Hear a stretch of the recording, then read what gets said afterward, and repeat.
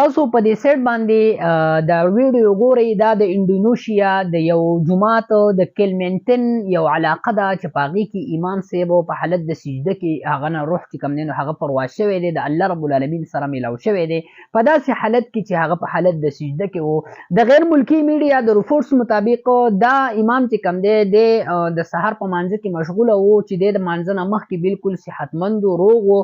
د مقتدیانو د وینا مطابق چې کوم دی د ده ته څه قسمه تکلیف نه و. کله چې دی په مانځه باندې ودرېدو او دغه شانتې د قیام هم وکړو، رکوع هم وکړله، تاسو په دې ویډیو کې ښکاري. خو په حالت د سجده کې چې کوم دی سجده چې دی نو هغه ډېره زیاته اوږده شوله، مقتدیان هم شاته په تکلیف کې شو چې څه مسله ده. نو چې کله دی غزار شو نو شاته مقتدیانو ته پته ولګېده او د امام او د جومات چې کوم مؤذن و هغه رامخکې شو او خلکو ته چې کوم دی بقایه مونځ چې کوم دی هغه سرته ورسو.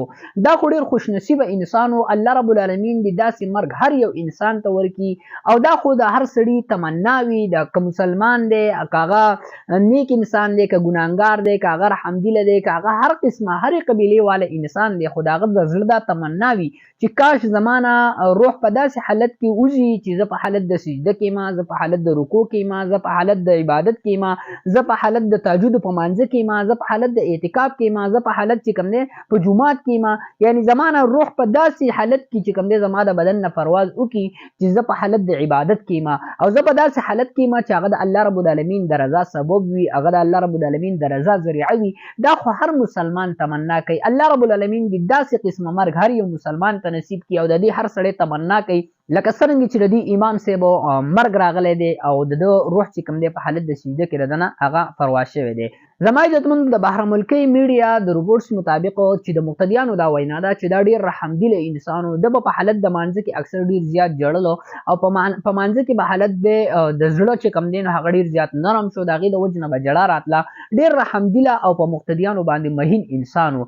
دا بهرنۍ میډیا مطابق چې کوم دی د هغوی دپاره دا پیشنګویي ده. نو زما عزتمندو داسې مرګ هر سړی غواړي، خو د اخرنۍ خاتمه چې کومه ده که نه دا ګوره د انسان د ټولو زندګۍ هغه رپورټس خلکو ته مخامخ وښیي، یا په حالت د داسې عبادت کې او په حالت د سجده کې او په حالت د قیام کې او په حالت د رکوع کې سړی لاړ شي چې د هغه د اعمالو د مخکینۍ زندګۍ ټول رپورټس هغه چې کوم دی خلکو ته وښیي چې دا کمې قبیلې والا انسان و.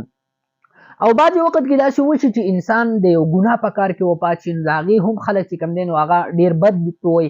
الله رب العالمین دې د داسې قسمه مرګ نه زموږ حفاظت وکړي. نو الله رب العالمین دې موږ له داسې مرګ راولي لکه د حضرت سعد بن معاذ رضی الله تعالی عنه چې کله وفات کېدو نو د هغه جنازې له کوم دی 70,000 فرشتې راغلي وي او نبي علیه الصلاة وسلام فرمایل چې دې منافقینو ته څه پته ده چې دوی وایي چې د ده په جنازه کې ګڼه نشته دی.